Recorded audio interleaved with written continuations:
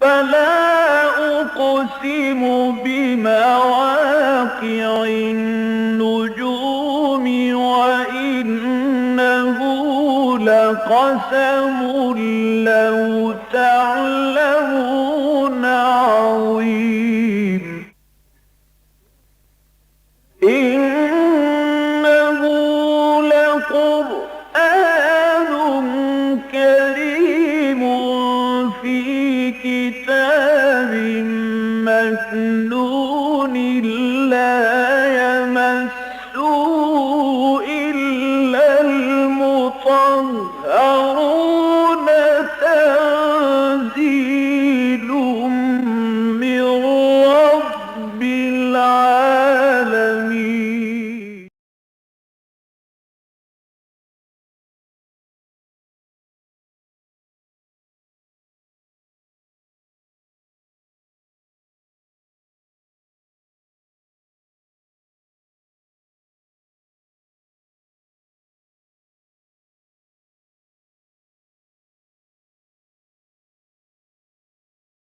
أعوذ بالله من الشيطان الرجيم. بسم الله الرحمن الرحيم.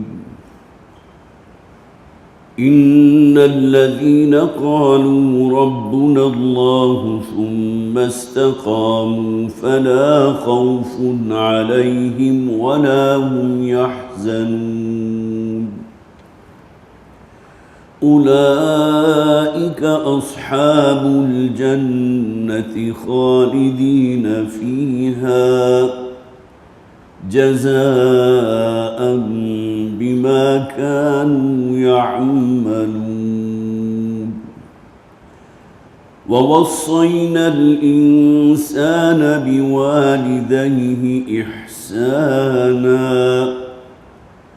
حملته أمه كرها ووضعته كرها وحمله وفصاله 30 شهرا حتى إذا بلغ أشده وبلغ 40 سنة قال رب أوزعني أن أشكر نعمتك التي أنعمت علي. قال رب أوزعني أن أشكر نعمتك التي أنعمت علي وعلى والدي وأن أعمل صالحا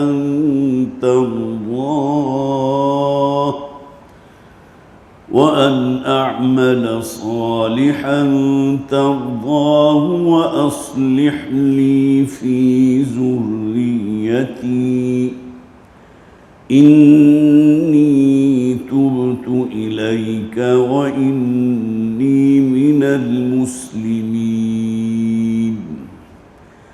أولئك الذين نتقبل عنهم أحسن ما عملوا ونتجاوز عن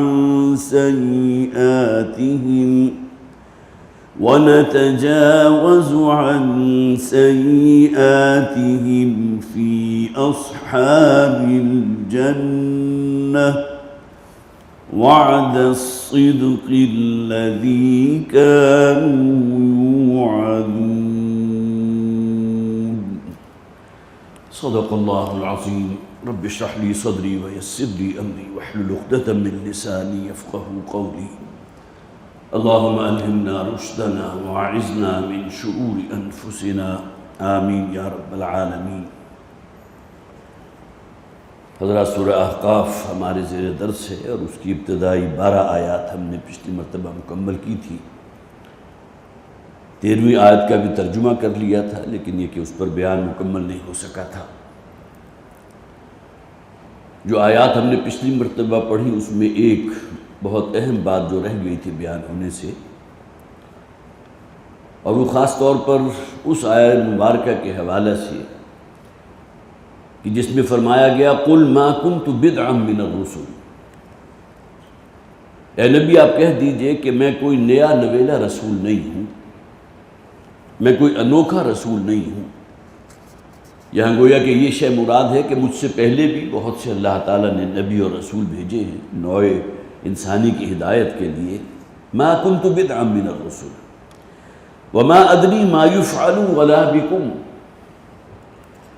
اور مجھے کوئی گمان نہیں ہے یا مجھے کوئی علم نہیں ہے کہ کیا معاملہ میرے ساتھ پیش آنے والا ہے اور کیا تمہارے ساتھ پیش آنے والا ہے۔ دیکھیں اس کے دو مفہوم بالکل واضح ہیں۔ ایک تو کہ اس دنیا میں جو آنے والے لمحات ہیں یا آنے والے دن ہیں، اس کے بارے میں کوئی شخص جو ہے وہ یقین سے نہیں کہہ سکتا، اس لیے کہ بس لمحوں کی بات ہوتی ہے اور جو شے ہونی ہوتی ہے اللہ کے حکم سے وہ ہو جاتی ہے۔ آپ کے سان گمان میں بھی کوئی بات نہ ہو، لیکن یہ کہ معلوم ہوتا ہے اگلے ہی لمحے اتنی بڑی افتاد پڑ گئی، اتنا بڑا حادثہ ہو گیا کہ جو آپ کبھی سوچ بھی نہیں سکتے تھے۔ جسے آپ کہیے کہ زندگی بھر کی پونجی جو ہے لمحوں میں بھی ضائع ہو جاتی ہے۔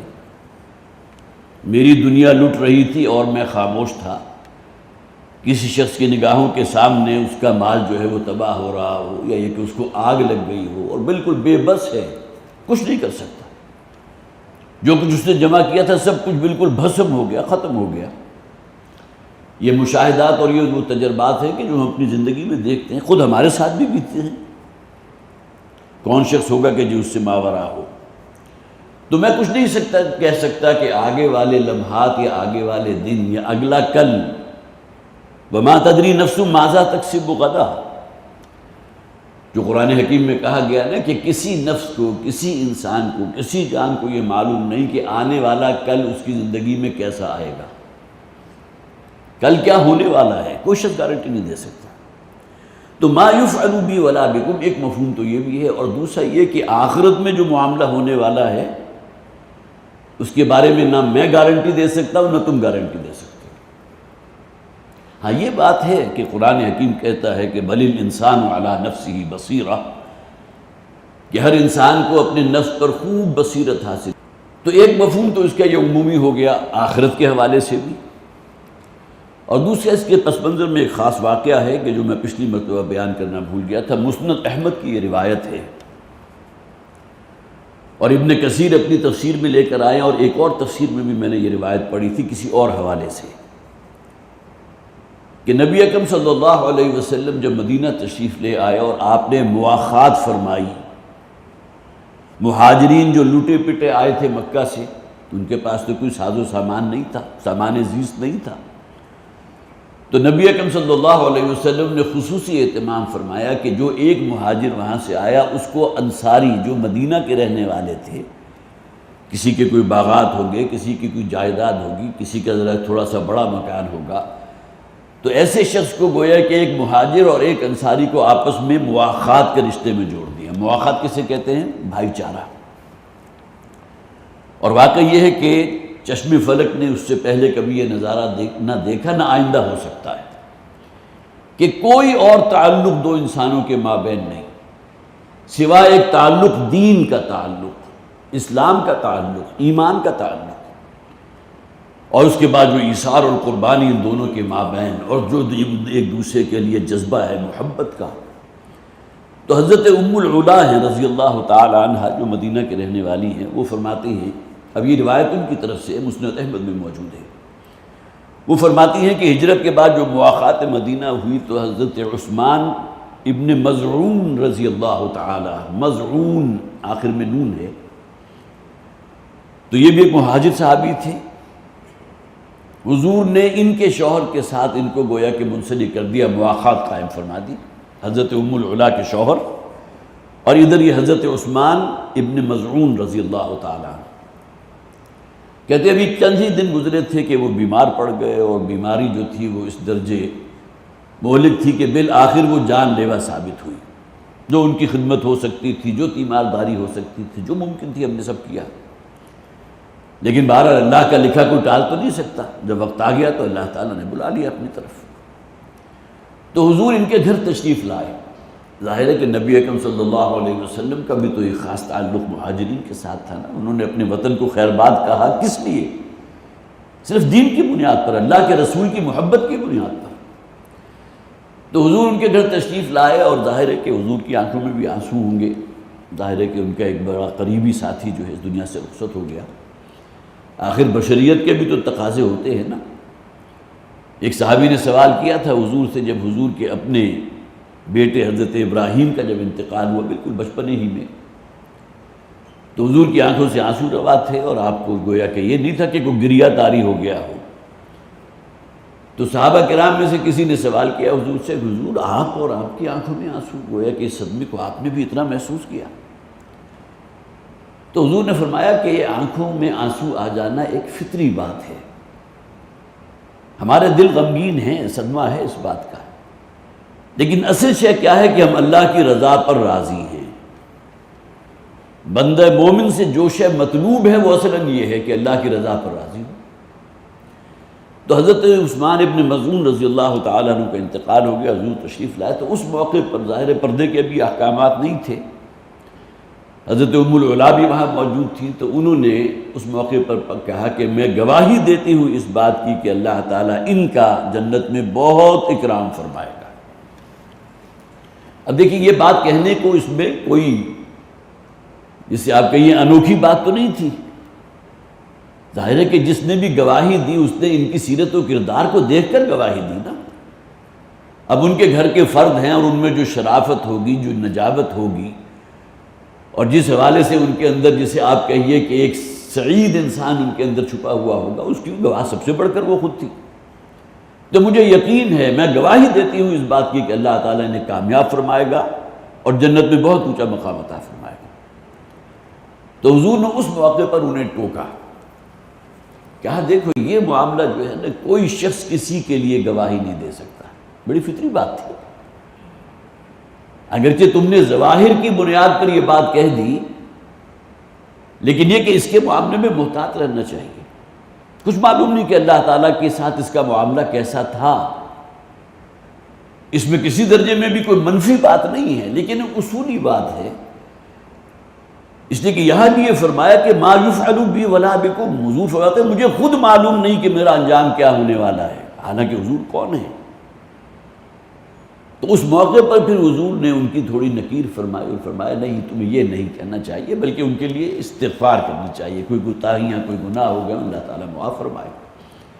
اس کے بعد پھر حضرت ام العلا فرماتی ہیں کہ اس کے بعد پھر میں نے یہ طے کر لیا، قسم کھا لی کہ آئندہ کسی کے بارے میں ایسا نہیں کہوں. کہ ممکن ہے بعض مزاج ہوتے ہیں کسی کے بارے میں حسن ظن قائم کر لینا، یا کچھ مزاج ایسے ہوتے ہیں کہ جو سوء ظن ہی کی بنیاد پر دوسروں کے ساتھ تعلق رکھتے ہیں. تو ان کے مزاج میں ایسی بات ہوگی کہ حسن ظن جو ہے، اور ہونا بھی چاہیے، یہ شے مطلوب ہے. تو یہ خاص طور پر واقعہ میں نے پچھلی مرتبہ اپنے حواشی میں تھوڑا نوٹ کیا تھا لیکن رہ گیا، لیکن میں نے چاہا کہ بہت اہم ہے، میں آپ کو بھی بتا دوں. اور دوسری بات وہ شاہد شاہد من بنی اسرائیل. میں نے عرض کیا تھا کہ بنی اسرائیل میں سے بھی کچھ گواہ ایسے ہیں کہ جنہوں نے گواہی دی ہے اس بات کی کہ محمد صلی اللہ علیہ وسلم اللہ کے رسول ہیں. مکی صورت ہے. اس وقت تک ابھی حضرت عبداللہ ابن سلام رضی اللہ تعالیٰ عنہ جو یہودی علماء میں سے ایک تھے وہ بھی ایمان نہیں لائے تھے. لیکن ہمارے مفسرین میں سے اکثر وہ ہیں کہ جنہوں نے فرمایا کہ یہاں مراد وہ ہیں. گویا کہ قرآن ایسا نہیں ہے صرف ماضی کی بات کر رہا ہو، بلکہ قرآن حکیم میں تو بہت سی آیات وہ ہیں کہ اہل جنت یہ کہیں گے، حالانکہ قالا کا لفظ آیا وہاں جو ماضی کا صیغہ ہے. ترجمہ کیا کریں گے؟ اہل جنت نے ایک دوسرے سے یہ کہا، یا اہل جہنم نے یہ کہا، لیکن وہ مستقبل کی بات ہے. لہٰذا اس کے بارے میں کوئی ہارڈ اینڈ فاسٹ رول ہے نہیں. لہٰذا یہاں یہ شے بھی مراد ہو سکتی ہے کہ ایک وقت آئے گا کہ بنی اسرائیل کے لوگوں میں سے بھی چند ہوں گے کہ جو گواہی دیں گے اس بات کی کہ یہ دین حق ہے اور محمد اللہ کے رسول ہیں صلی اللہ علیہ وسلم. اس اعتبار سے اگر مفہوم ہمارے سامنے ہو تو بات بالکل واضح ہے کہ حضرت عبداللہ ابن سلام ہیں، اور بھی بہت سے ہوں گے یقیناً جن کے نام نمایاں نہیں ہیں یہودیوں میں سے جو ایمان لے آئے. پھر اس سے ایک مراد حضرت موسیٰ علیہ السلام بھی لی گئی تھی، اس کے لیے بھی دلائل میں نے دیے تھے. حضرت عیسیٰ بھی لیے گئے تھے. اور پھر یہ کہ بنی اسرائیل کا ہر عالم اس بات کو جانتا ہے، جیسے کہ وہ آیہ مبارکہ میں نے آپ کو سنائی بھی تھی کہ یعرفونہم کما یعرفون ابناءہم. وہ تو حضور کو ایسے پہچانتے ہیں کوئی جیسے کوئی باپ اپنے بیٹے کو پہچانتا ہے. ان الذین قالوا ربنا اللہ ثم استقاموا، یقیناً وہ کہ جنہوں نے کہا اللہ ہمارا رب ہے اور پھر اس پر جم گئے، یہ استقامت اصل شے ہے جو مطلوب ہے۔ فلا خوف علیہم ولا هم یحزنون، اب ان کے لیے نہ تو مستقبل میں کوئی خوف ہے، کوئی چنتا ہے، یہ دنیا بھی ان کی بڑی پرسکون گزرتی ہے۔ جب انہیں یقین اس بات پر حاصل ہے کہ میرا رب میرا مجھ سے زیادہ بڑھ کر بہتری جاننے والا ہے، ممکن ہے میں اپنی محدود عقل کی بنیاد پر کسی شے کو اپنے لیے نفع رساں سمجھ رہا ہوں، مفید سمجھ رہا ہوں، منفعت والی سمجھ رہا ہوں، خیر سمجھ رہا ہوں، جبکہ اللہ تعالیٰ کے علم میں ہے کہ یہ میرے لیے شر ہوگی۔ عسیٰ ان تحبوا شیئا وہو شر لکم، ممکن ہے کہ کسی شے سے تم محبت کرو اور اس کو چاہو اپنے لیے، اللہ سے دعا کرو، جبکہ اللہ کے علم ہے کہ اس میں تمہارے لیے خیر نہیں ہے، شر ہے۔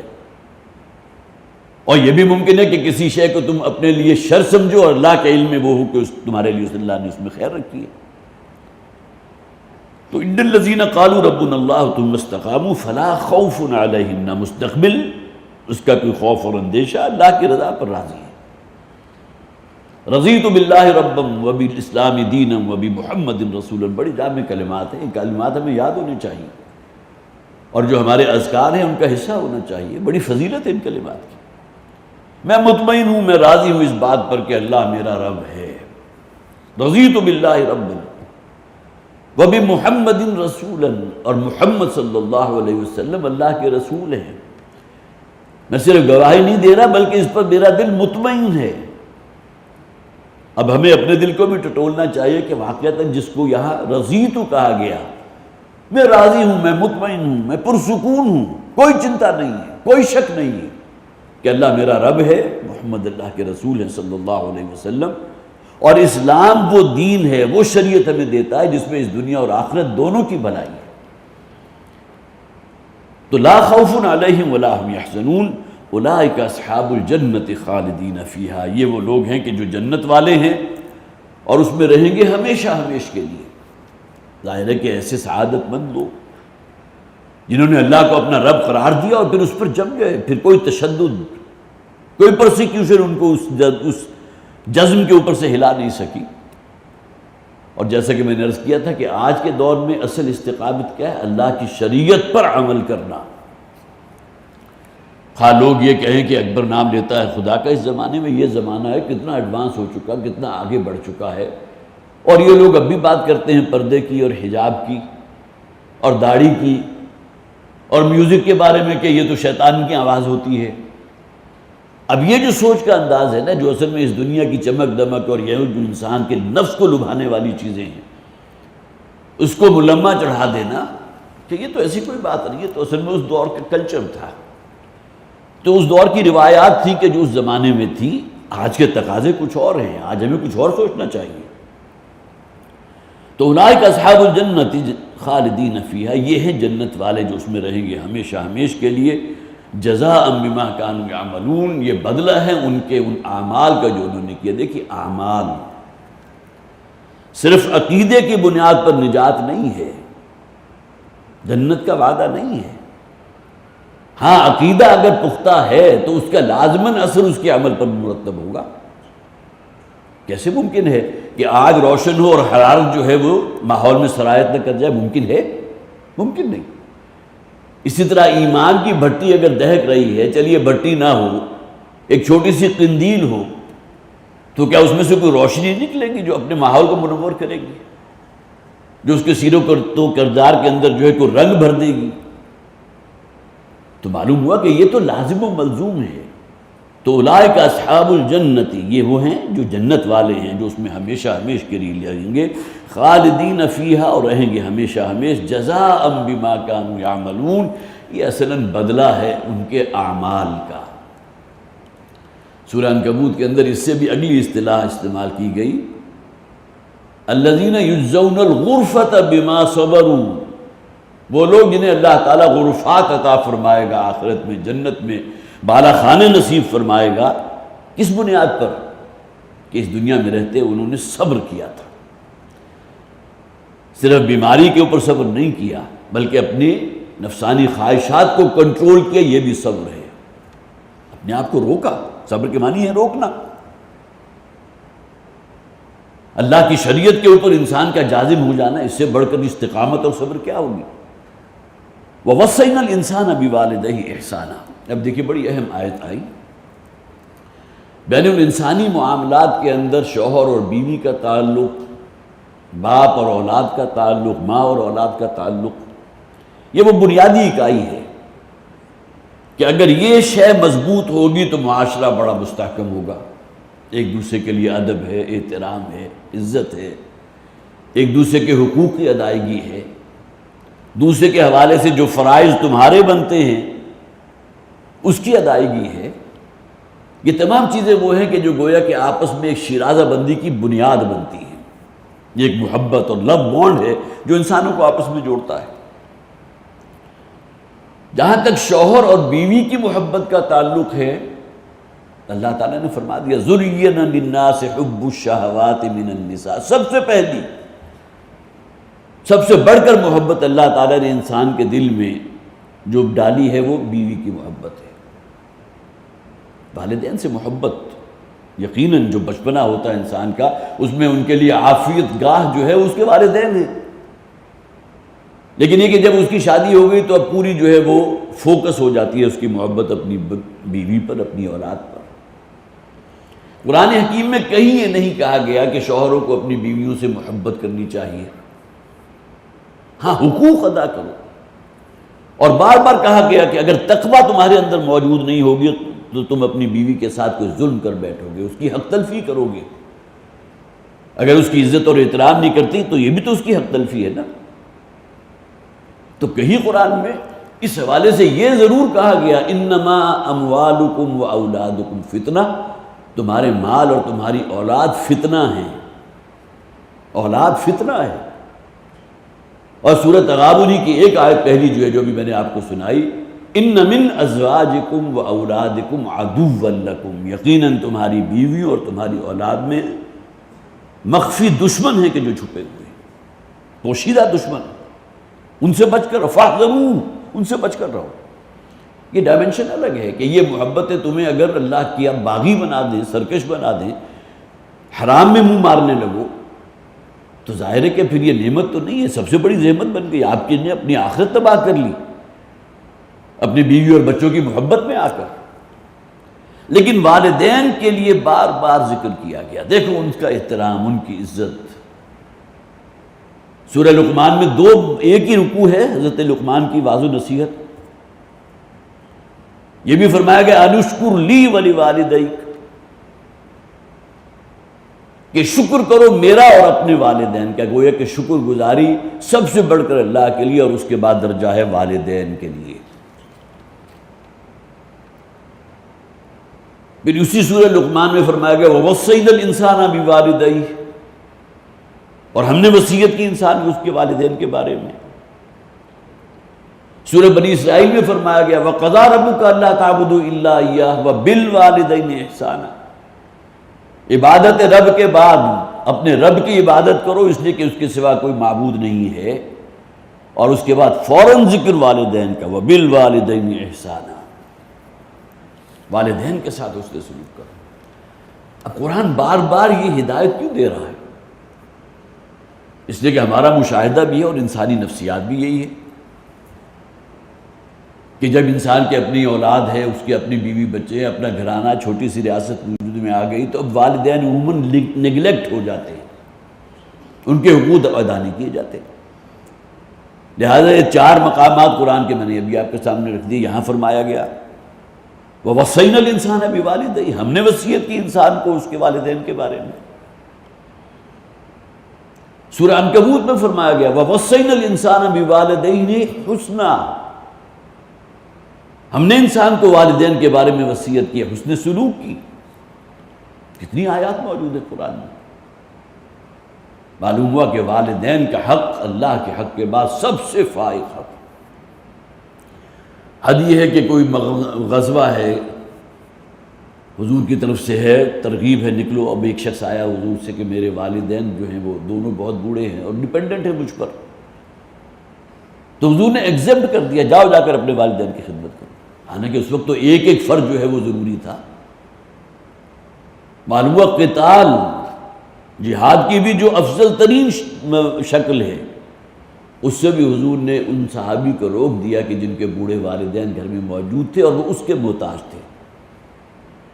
گویا کہ تمہارا اپنے والدین کی خدمت کرنا ہی مساوی ہے، گویا کہ تم اس غزوے میں شریک ہو جو میری سرکردگی میں جا رہا ہے۔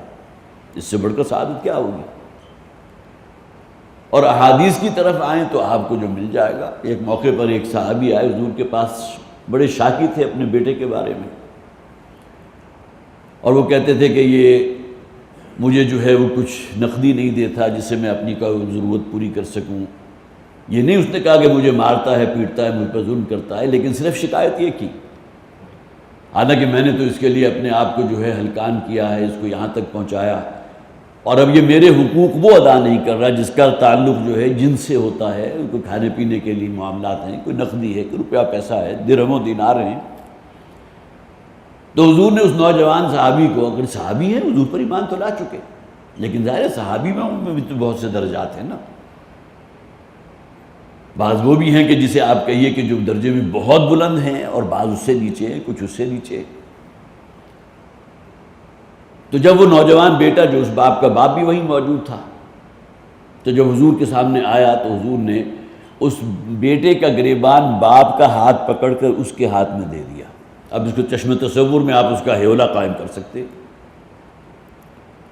اور یہ الفاظ نے وہ حدیث کا حصہ ہے، انت و مالک لابیک، کہ خود تو بھی اور تیرا یہ مال جو تو کما رہا ہے یہ تیرے باپ کا حق ہے، اس نے تجھے اس قابل کیا ہے۔ اب اس سے بہرحال یہ گمان کیا جا سکتا ہے کہ ممکن ہے کہ اس کی شادی نہ ہوئی ہو ابھی تک، اس کی کوئی اولاد نہ ہو، بیوی نہ ہو، بچے نہ ہو، لیکن اس طرح کا انداز اختیار کرنا، انت و مالک لابیک، تو خود بھی اور تیرا مال بھی، یہ کل کا کل ملکیت ہے تیرے باپ کا۔ اور حضور نے اس باپ کے ہاتھ کو پکڑ کر اس کی گریبان پر رکھ دیا کہ گویا کہ یہ جس طرح یہ گریبان جو ہے اس باپ کے ہاتھ میں، اسی طرح تو ملکیت ہے اپنے باپ کی۔ اسی طرح ایک حدیث آپ نے بارہا سنی ہوگی جس میں گویا کہ جس کا آخری سے آپ کہیے نتیجہ کیا نکلتا ہے کہ والدہ کا حق والد پر 3 درجے فائق ہے۔ یہ روایت بخاری میں موجود، مسلم میں موجود، ترمذی میں موجود، نسائی میں موجود، اسی طرح مسند احمد میں موجود، ابن ماجہ میں موجود، میں نے تمام نام لکھ لیے تھے۔ اس درجے ہے کہ ایک صحابی حضور کی خدمت پہ حاضر ہو، مختلف روایات کی شکل میں موجود ہوگی، لیکن یہ 5 کتابوں کے نام تو تفاسیر میں موجود ہیں۔ ایک صحابی حضور کے پاس تشریف لائے اور آ کر سوال کیا، حضور میرے حسن سلوک کا سب سے بڑھ کر مستحق کون ہے؟ مجھ پر سب سے بڑھ کر حق کس کا ہے؟ تو حضور نے فرمایا تمہاری والدہ کا۔ پھر اس نے سوال کیا اس کے بعد، اب ظاہر لاجیکل سوال تھا نا، چلیے اللہ کے بعد سب سے بڑھ کر حق تو میری والدہ کا ہوگا، اس کے بعد پھر حضور نے فرمایا تمہاری والدہ کا۔ تیسری مرتبہ سوال کیا، پھر فرمایا تمہاری والدہ کا۔ اب چوتھی مرتبہ جب سوال کیا تو حضور نے فرمایا تمہارے باپ، تمہارے والد کا۔ گویا کہ 1 اور 3 کی نسبت تو حضور نے قائم فرما دی۔ یہ جو حدیث آپ اکثر سنتے بھی ہیں، الجنت تحت اقدام امہاتکم، کہ جنت تو تمہاری والدہ کے پاؤں کے نیچے ہے، ان کی خدمت کرو، ان کا حق ادا کرو، ان کو عزت، اور جسے آپ کہیے کہ ایک ادب اور احترام کا وہ مقام دو کہ جو واقعا جس کی وہ مستحق ہیں، تو گویا کہ اس دنیا میں تم نے جنت کما لی۔ اسی طرح حضور نے فرمایا جو شخص مرا اس حالت میں کہ اس کے دونوں باپ اور والدہ دونوں موجود تھیں اور اس کے باوجود وہ جنت حاصل نہ کر سکا، تو بڑا ہی بد نصیب ہے وہ شخص۔ گویا کہ جنت تک پہنچنے کا بہت سہل ترین ذریعہ یہ ہے،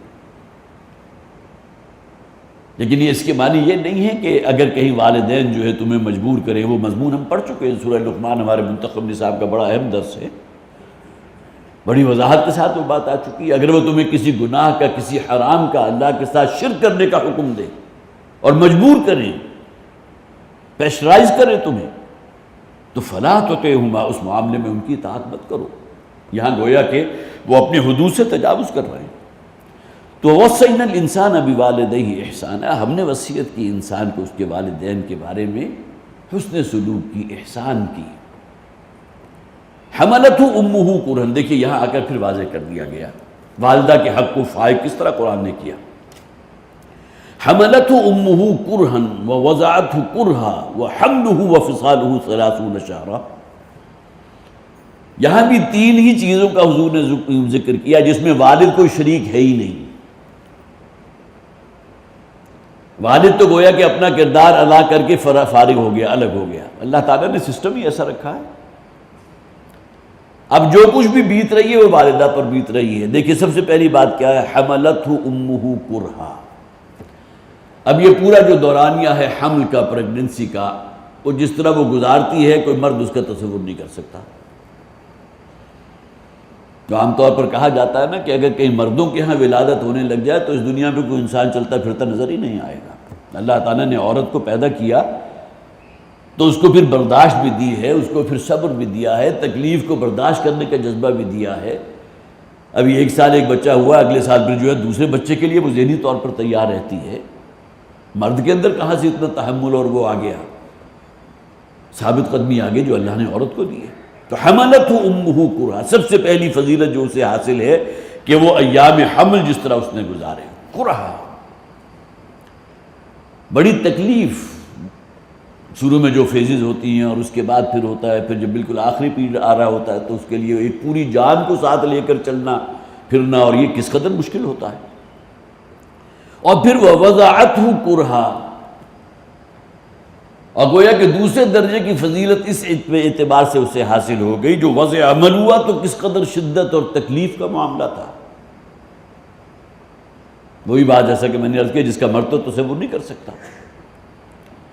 مجھے ایک لطیفہ یا آپ جو بھی سمجھ لیجیے یاد آ گیا، ہمارے ایک دوست ہوتے تھے ڈاکٹر نسیم الدین خواجہ صاحب، بہت سے حضرات جانتے بھی ہوں گے، بہت معروف پریکٹیشنر تھے یہاں وسن پورے کے علاقے کے۔ اب ان کا بیٹا ہے ڈاکٹر ندیم خواجہ، وہ انہی کی جگہ گویا کہ اسی طرح معروف ہے الحمدللہ۔ تو ایک دفعہ بتا رہے تھے کہ ان کے ایک دوست کی اہلیہ کا کوئی معاملہ ہوا تو انہوں نے انہیں کہا کہ وہ اس کے ٹوٹل جو ہے ریڈیکل ہسٹریکٹمی کروا دی جائے، کہ جس کے اندر جو ہے وہ پھر یوٹرس بھی اور ہر چیز جو ہے نکلوا دی جاتی ہے۔ اب اس کی اپنی کمپلیکیشنز ہوتی ہیں، تو پھر کہیں کوئی موقع ملا تو وہ مریضہ کی جو اب اس آپریشن سے سرجری سے گزر چکی تھی، ان کی جب ملاقات ان سے ہوئی تو انہوں نے کہا جی ڈاکٹر صاحب تسی مینوں کس مصیبت سے پاتا ہے۔ وہ پنجابی چکو بولتے تھے تو وہی الفاظ میری بھی اس وقت زبان پر آ رہے ہیں۔ مینوں اگر پتہ ہوتا نا کہ ہے کچھ ہوتا ہے، وہ دے بعد جو بھی بہرحال جو بھی تکالیف اس کو ہوئی ہوں گی بیچاری کی، کمپلیکیشن بھی ہو گئی ہوگی، تو میں کبھی آپریشن نہیں کرا دی، تسی مینوں پہلے کیوں نہیں دسیا؟ تو اس پر ڈاکٹر نسیم الدین خواجہ صاحب نے فرمایا میں کوئی آپریشن کرایا سیگا؟ گویا کہ اگر میں نے ہسٹریکٹمی کرائی ہوتی تو مجھے پتا ہوتا نا کہ اس کی تکالیف کیا ہوتی ہے۔ تو یہ وہ لطیفہ مجھے ابھی تک یاد ہے، حالانکہ آج سے کم 25-30 برس پہلے کی بات ہوگی کہ انہوں نے مجھے سنایا تھا۔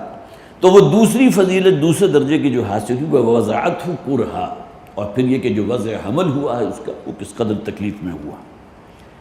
وحملہ وفصالہ 30 شہرا، ابھی ایک سٹیج باقی ہے کہ 2 سال اس نے اپنے جسم کی قوت اور توانائی کو دودھ کی شکل میں تمہارے اندر منتقل کیا۔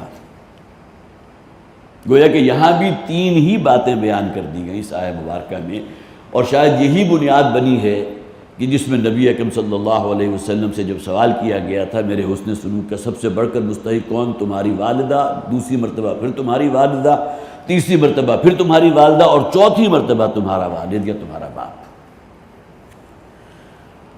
تو حملتہ امہ کرہا ووضعتہ کرہا وحملہ وفصالہ 30 شہرا۔ اب دیکھیں یہ جو حصہ ہے نا یہ بہت ہی معنی خیز ہے۔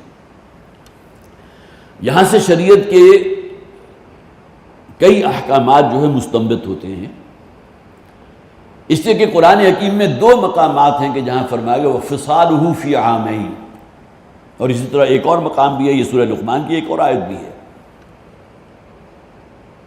کہ اس کا دودھ چھڑانا ہے 2 سالوں میں، یہاں 30 مہینے کا ذکر کر دیا، اور وہ حملہ وفصالہ 30 شہرا، اور اس کا حمل اور اس کا جو یہ دودھ کا چھڑانا ہے یہ کل مل کر 30 مہینے بن گئے 30 شہرا۔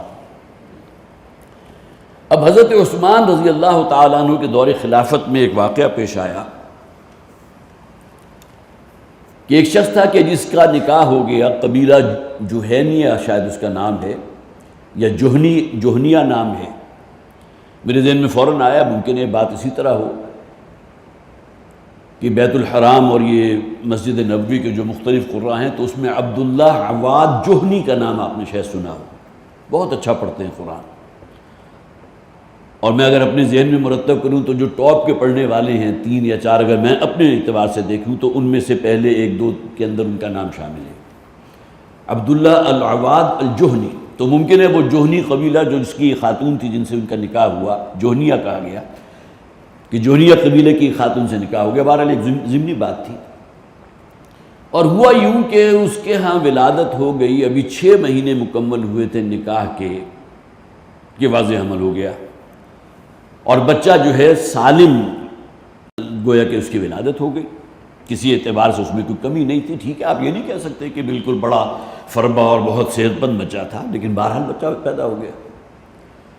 حضرت عثمان رضی اللہ تعالیٰ عنہ کا دور خلافت تھا، تو یہ مقدمہ حضرت عثمان کے سامنے پیش ہوا کہ اس طرح اس شخص کا نکاح ہوا تھا ایک خاتون سے جو جوہینیہ قبیلے کی تھیں، اور 6 مہینے کے بعد یہ ولادت ہو گئی، تو حضرت عثمان رضی اللہ تعالیٰ عنہ نے کہا کہ اس پر حد جاری کی جائے۔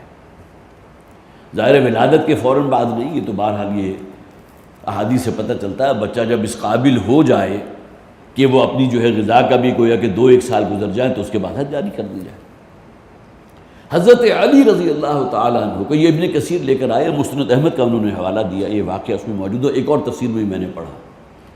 تو حضرت علی رضی اللہ تعالیٰ عنہ کو جب یہ معلوم ہوا تو حضرت علی نے حضرت عثمان سے کہا رضی اللہ تعالیٰ عنہما کہ یہ جو آپ نے فیصلہ کیا ہے یہ صحیح نہیں ہے، اس لیے کہ قرآن حکیم میں فرمایا گیا وَحَمْلُهُ وَفِصَالُهُ 30 شَهْرًا، کہ وہ ماں جو ہے اس کا حمل اور 2 سال اس میں جو رضاعت ہے، دودھ پلانے کی مدت ہے، انہیں دونوں کو جمع کر لیا جائے تو 30 مہینے، 30 مہینے بن گئے، گویا کہ 2.5 سال بن گئے۔ تو یہاں از خود گویا کہ قرآن اس بات کو متعین کر رہا ہے کہ حمل 6 ماہ کے بعد بھی وضع حمل ہو سکتا ہے، اسی وجہ سے 30 شہر آیا نا۔ اب 6 مہینے حمل کے منیمم پیریڈ جو ہے، اور ہماری میڈیکل سائنس بھی یہ کہتی ہے کہ تقریباً کوئی 26 یا 27 ہفتے اگر ایمبریو پر بیت جائیں تو بچہ جو ہے صحیح سالم پیدا ہو سکتا ہے، اگرچہ بہت کمزور ہوگا، ممکن ہے بلڈ کی بھی بہت کمی ہو، بہت سے اعتبارات سے نارمل نہ ہو، بھئی مانا کہ جو نارمل فنکشنز ہیں، ادروائز نارمل بچہ ہو سکتا ہے، ہماری میڈیکل سائنس بھی یہ کہتی ہے۔ قرآن نے اس میں بھی گویا کہ 15 دن اور پیچھے لے گئے تاکہ کسی خاتون کے ساتھ یہ معاملہ اگر پیش آ جائے تو ایسا نہ ہو کہ اس کے اوپر کوئی حد جاری کر دی جائے یا اس کا نسب جو ہے وہ مشتبہ قرار دے دیا جائے کہ یہ حمل جو ہے اس کے شوہر کی وجہ سے نہیں ہوا بلکہ پہلے سے کوئی معاملہ تھا۔ تو حضرت علی رضی اللہ تعالیٰ عنہ نے جب ان کی توجہ اس جانب فرمائی، اب حضرت عثمان کا دور، حالانکہ حضور کے دور کے بعد حضرت ابوبکر رضی اللہ تعالیٰ عنہ ہے، پھر حضرت عمر کا دور ہے، اور اس کے بعد پھر حضرت عثمان کا دور، اس دور کا ایک واقعہ۔ تو پھر حضرت عثمان نے رضی اللہ تعالیٰ عنہ تصحیح فرما دی، اور اس پر سے جو حد جاری کرنے کا جو آپ نے حکم دیا تھا اس کو ساقط فرما دیا۔ تو اس سے گویا کہ ہمارے ہاں شرعی طور پر 3 چیزیں مقرر ہو گئیں کہ کم سے کم مدت جو حمل کی ہے وہ 6 مہینے ہے۔ 6 مہینے کے بعد اگر وضع حمل ہوتا ہے تو جو بچہ پیدا ہوگا اس کا نسب صحیح ہے، اسی شوہر سے ہے۔ ویسے بھی ہمارے دین کی حکمت یہ ہے کہ کسی کو بھی الزام سے بچاؤ۔ میڈیکل سائنس اگر 6.5 مہینے کا جو ہے وہ عرصہ متعین کرتی ہے تو قرآن نے آ کر اس کو 6 مہینے کر دیا تاکہ کسی کی سیرت داغدار نہ ہو جائے اور اتنا بڑا دھبا اس کے اوپر لگ جائے کہ شادی سے پہلے جو ہے کوئی تعلق تھا جس کی بنیاد پر یہ بچہ اس وقت ہو گیا۔ تو یہ بہت اہم مسئلہ تھا فقہ کا کہ جو پھر حل ہوا، اور گویا کہ اس حوالے سے بھی ویسے تو عام طور پر اس پر اتفاق ہے تقریباً تمام لوگوں کا کہ رضاعت جو ہے 2 سال کی ہے، 2 سال 24 مہینے، لیکن حضرت امام ابو حنیفہ رحمۃ اللہ علیہ اس کو 30 مہینوں تک لے کر جاتے ہیں، اس لیے کہ یہاں 30 کا لفظ بھی آیا۔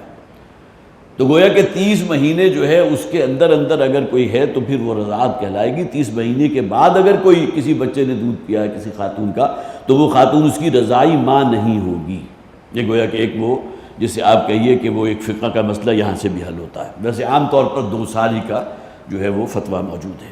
بہرحال اس کے بارے میں علماء زیادہ جانتے ہیں، میں تو صرف کیونکہ میں نے جو چند تفاسیر کا جو مطالعہ کیا تو اسی کا ایک حاصل میں آپ کے سامنے رکھ رہا ہوں. باقی علم فقہ کا یہ اپنا الگ سے جو ہے وہ مسئلہ بھی ہوگا، یقیناً ہوگا. تو وصینا الانسان بوالدیہ احسانا حملته امه کرہا ووضعته کرہا وحمله وفصاله 30 شہرا حتی اذا بلغ اشدہ، یہاں تک کہ جب وہ بچہ اب اپنی مختلف مدارج عمر کے طے کرتا ہوا اپنی پختگی کو پہنچ گیا. ہمارے یہاں پختگی کیا ہوتی ہے کہ بچہ بالغ ہو گیا، 14 15 16 17 برس کی عمر. لیکن یہ کہ یہاں ساتھ ہی ایک وضاحت کر دی گئی، وہ اپنی پختگی کو پہنچا گویا وَبَلَغَ 40 سَنَةً، اور وہ 40 سال کا ہو گیا. اب یہ 40 سال والی جو قید قرآن نے لگائی، یہ کون سی بلوغت ہے؟ یہ عقل و فہم کی بلوغت ہے، عقل و شعور کی بلوغت ہے، جسے اب دانائی کہتے ہیں، جسے شعور کی پختگی کہتے ہیں.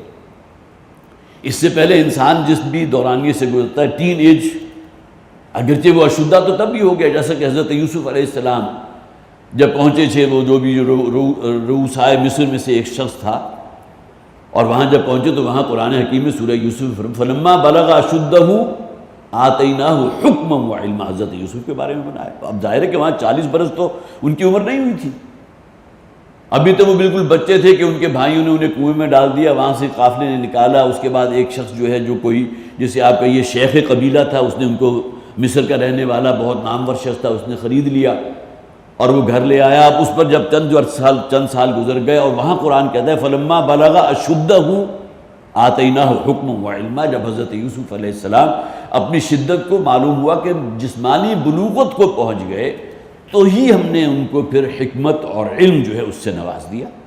وہاں وہ 40 برس کا عرصہ تو نہیں ہے، لیکن یہ عقل و شعور کی پختگی جو ہے وہ یہاں مراد ہے. فلما بلغ اشدہ، جب انسان جو ہے وہ بچہ جس کی ولادت ہوئی، وہ ہفت خواں جو ہے عمر کے طے کرتے ہوئے 40 برس کا ہو گیا. وبلغ 40 سنة، اب بہت جامع دعا ہے کہ جو ہم میں سے ہر شخص کو یاد کر لینی چاہیے. یہاں بھی ایک بات مجھے یاد آ گئی، ہمارے جو تایا ہیں اظہار احمد قریشی صاحب، مجھے یاد ہے ابھی تک، ہم اس وقت کرشن نگر میں رہتے تھے، تو یہ میثاق نامی جو ایک رسالہ آج بھی آپ حضرات نے سنا ہوگا، حکمت قرآن ہے، میثاق ہے. میثاق ہمارا ماہانہ ایک جریدہ ہے، اور حکمت قرآن 3 ماہ کا ہے، اور ندائے خلافت ہر ہفتے جو ہے گویا کہ ویکلی ایڈیشن اس کا شائع ہوتا ہے. تو جب ان کی 40 برس کی عمر ہوئی، گویا کہ 40ویں سالگرہ، ہمارے ہاں سالگرہ تو ویسے عام طور پر منانے کا کبھی کہیں کسی کو خیال بھی نہیں آیا. یہ چیزیں تو ان لوگوں سے لی ہوئی ہیں جو happy birthday to you کر کے جو ہے اس کے بعد پھر نغمے بھی الاپتے ہیں.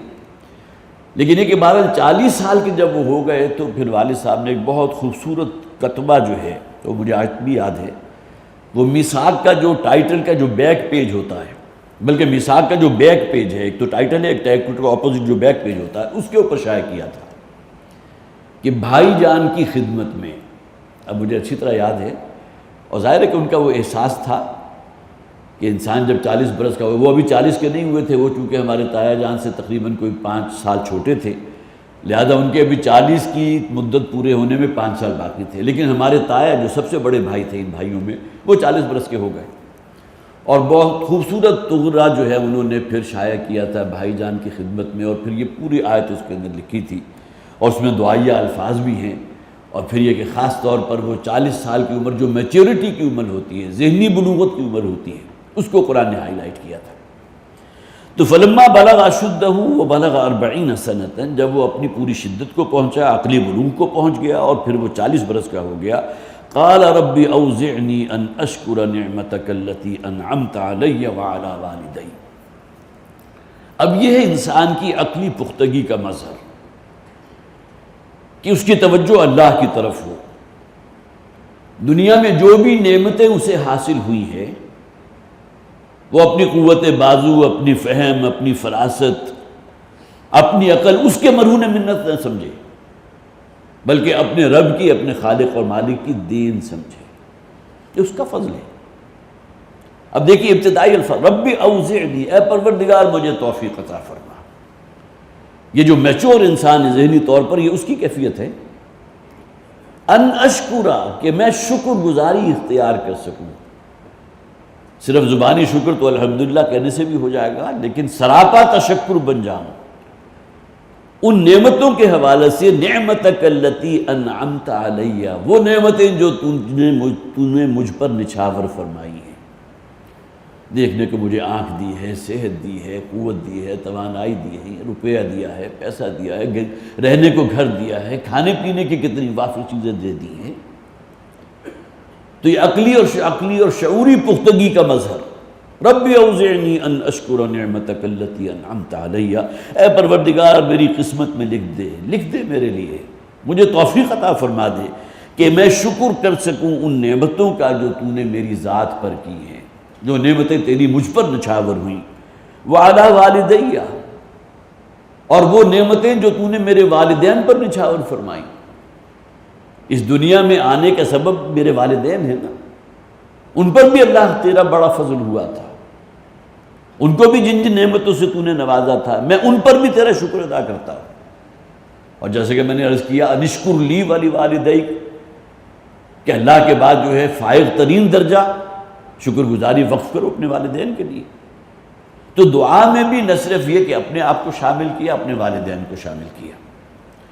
رب اوزعنی ان اشکر نعمتک التی انعمت علیہ، پروردگار مجھے توفیق عطا فرما کہ میں شکر ادا کر سکوں، شکر گزاری کا حق ادا کر سکوں نعمتوں کے حوالے سے جو تیری مجھ پر ہوئی ہیں، وعلی والدیہ، اور میرے والدین پر ہوئیں، وان اعمل صالحا، اور پروردگار مجھے توفیق عطا فرما کہ میں نیکیوں ہی میں نیک اعمال ہی کرتا رہوں، کوئی بدی، کوئی برائی، کوئی گناہ، معصیت میری زندگی میں نہ آئے، ترضا ہوں تاکہ تو راضی ہو جائے، تجھے راضی کرنے کے لیے۔ وَأَصْلِحْ لِي فِي ذُرِّيَّتِي، اور دیکھیں یہاں اپنا ذکر، اپنے والدین کا ذکر، اور اپنی اولاد کو بھی نہیں بھولے۔ یہ عقل شعور کی پختگی ہے نا، صرف یہ نہیں کہ اپنے لیے انسان مانگ کر فارغ ہو جائے، ظاہر ہے کہ ہر شخص جو بھی اپنی اولاد کے ساتھ اسے محبت ہے وہ اولاد کے لیے بھی دعا کرتا ہے، لیکن یہ دعا ہے کیا؟ نیک اعمال کی دعا ہے۔ اولاد کے حق میں انسان دعا کرتا ہے اس کو وافر رزق عطا فرما دے، اس کی فلاں مشکل آسان فرما دے، دنیا میں فلاں عہدہ اس کو عطا فرما دے، لیکن یہ کہ ہم بھول جاتے ہیں کہ کوئی دین بھی تو کوئی شے ہے جس کے حوالے سے اولاد کے لیے دعا کرنی چاہیے۔ رب اجعلنی مقیم الصلاۃ ومن ذریتی ربنا وتقبل دعا، ہر نماز کے آخر میں ہم کیا پڑھتے ہیں؟ اے پروردگار مجھے بھی نماز پر قائم رہنے والا بنا دے، ومن ذریتی، اور میری اولاد کو بھی۔ اور اس کے بعد یہاں والدین کا ذکر بھی آ گیا اسی دعا کے اندر آخر میں۔ تو ان اشکر نعمتک التی انعمت علیہ، مجھ پر جو نعمتیں ہوئیں، وعلی والدیہ، اور میرے والدین پر، وان اعمل صالحا، اور یہ کہ میں پھر عمل وہ کروں کہ جو صالح ہوں، جس ترضا ہو، جس سے تو راضی ہوتا ہے۔ جو دعا ہے نا بڑی خوبصورت حضور کی، اللہم انی اسألک رضاک والجنہ، اے پروردگار میں تجھ سے طالب ہوں تیری رضا کا، دعا کرتا ہوں تیری رضا مجھے حاصل ہو جائے، وہ جنت، اور وہ جنت جو تیری رضا کا معراج ہے، وہی منظر ہے نا اللہ کی رضا کا۔ وَأَعُوذُ بِكَ مِن سَخَطِكَ وَالنَّارِ، اور میں تیری پناہ میں آتا ہوں اے پروردگار تیرے عتاب سے، تیرے غصے سے، تیری عقوبت سے، تیرے عذاب سے، اور وہ جہنم کے جو اس کا پھر نقطہ عروج ہوگا۔ اللہ کی رضا کا نقطہ عروج جنت ہے، اور اللہ کی عتاب کا، اس کی سزا کا، اس کے انتقام کا نقطہ عروج کیا ہے؟ نقطہ اسفل کہہ لیجئے، وہ جہنم ہے۔ اللہم انی اسألک رضاک والجنہ وَأَعُوذُ بِكَ مِن سَخَطِكَ وَالنَّارِ، بہت مختصر دعا، اپنی دعاؤں میں اس کو بھی شامل کیجیے، اور شعوری دعا کیا کیجیے، تاکہ یہ کہ جب بھی آپ یہ الفاظ اپنی زبان سے نکالیں تو پھر یہ نہ ہو کہ صرف الفاظ ہی نکل رہے ہوں، بلکہ دل کا بھی ایک احساس اس میں شامل ہو۔ تو قال ربی اوزعنی ان اشکر نعمتک التی انعمت علیہ وعلی والدیہ وان اعمل صالحا ترضاہ واصلح لی فی ذریتی، اور پھر یہ کہ میری اولاد میں بھی اصلاح پیدا فرما دے، انہیں بھی اپنے دین پر کاربند فرما، انہیں بھی نماز پڑھنے کی توفیق عطا فرما، انہیں بھی اپنے حقوق ادا کرنے کی توفیق عطا فرما۔ انی تبت الیک وانی من المسلمین، یقیناً میں تیری طرف رجوع کر رہا ہوں، میں تائب ہوتا ہوں، کوئی انسان معصوم من الخطا نہیں ہے، کس سے خطا نہیں ہوتی، گناہ نہیں ہوتا، معصیت نہیں ہوتی، لیکن یہ کہ فوری طور پر انسان جو ہے متنبہ ہو، اپنے رب کے حضور جو ہے وہ رجوع کرے، انی تبت الیک، میں توبہ کرتا ہوں تیرے حضور میں، اب تک جو مجھ سے ہوا نادانی میں ہوا، کہیں جذبات میں ہوا، اے پروردگار میں تائب ہوں ان پر، وانی من المسلمین، اور میں تیرا فرما بردار ہی بن کر رہوں گا۔ اب یہ ہے وہ جامع ترین دعا کہ جو اس سورہ احقاف کی ان آیات کے اندر آئی ہے، اور جیسے کہ میں نے عرض کیا کہ یہ انسان کی عقل و شعور کی پختگی کا ایک بہت بڑا مظہر ہے کہ انسان کا احساس یہ ہو، اور اس میں بھی خاص طور پر ایک حدیث جو ہے وہ میں نے نوٹ کی تھی، حضرت عثمان رضی اللہ تعالیٰ اس کے راوی ہیں، اور ابن کثیر اپنی کتاب میں مسند احمد کے حوالے سے لے کر آئے ہیں۔ وہ فرماتے ہیں کہ نبی اکرم صلی اللہ علیہ وسلم نے ارشاد فرمایا، یہ حضرت عثمان راوی ہیں تو یا تو حضور کا ارشاد ہوگا یا یہ کہ بہرحال حضرت عثمان کا قول بھی ہو سکتا ہے، کہ جب انسان کی عمر 40 برس ہو جاتی ہے تو اللہ تعالیٰ اسے عقل و شعور کی پختگی عطا فرما دیتا ہے، جو بھی بات میں نے آپ کے ساتھ، اب گویا کہ اسے اب تک اگر کہیں جہالت میں، نادانی میں، کوئی جذبات میں کوئی معاملہ اس کا جو ہے افراط و تفرید کا تھا بھی، تو اللہ تعالیٰ اسے 40 برس کی عمر میں آ کر وہ شعور کی پختگی عطا فرما دیتا ہے کہ اللہ تعالیٰ اسے خیر و شر کی تمیز عطا فرما دیتا ہے، اس کے اندر ایک میچورٹی پیدا فرما دیتا ہے۔ اور جب اس کی عمر 60 برس ہو جاتی ہے تو اللہ تعالیٰ اسے اپنی طرف رجوع اور انابت کی خصوصی توفیق دے دیتا ہے۔ جو حضرات بھی عمر کے ان مراحل سے گزر چکے ہوں وہ اس احساس سے یقیناً گزرے ہوں گے کہ اب تو 60 برس ہو چکے ہیں، وہ یہ کہ عمر عزیز جو ہے اس کا بہت بڑا حصہ جو ہے ہم گزار چکے ہیں، اب کیا باقی رہ گیا؟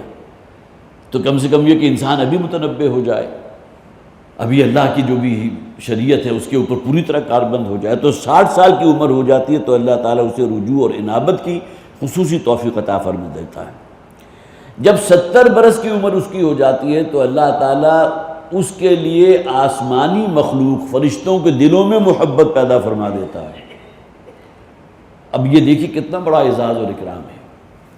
قرآن میں کہا گیا نا کہ فرشتے بھی دعا کرتے ہیں ان لوگوں کے حق میں جو اللہ کی بندگی کا حق ادا کرنے والے ہیں اس دنیا پر، اس سطح زمین پر، وہ لوگ جو اللہ سے ڈرنے والے ہیں، فرشتے ان کے لیے استغفار کرتے ہیں۔ تو اس حدیث کی روح سے جب 70 برس کا ہو جاتا ہے تو اللہ تعالیٰ اس کی محبت فرشتوں کے دلوں میں بھی پیدا فرما دیتا ہے۔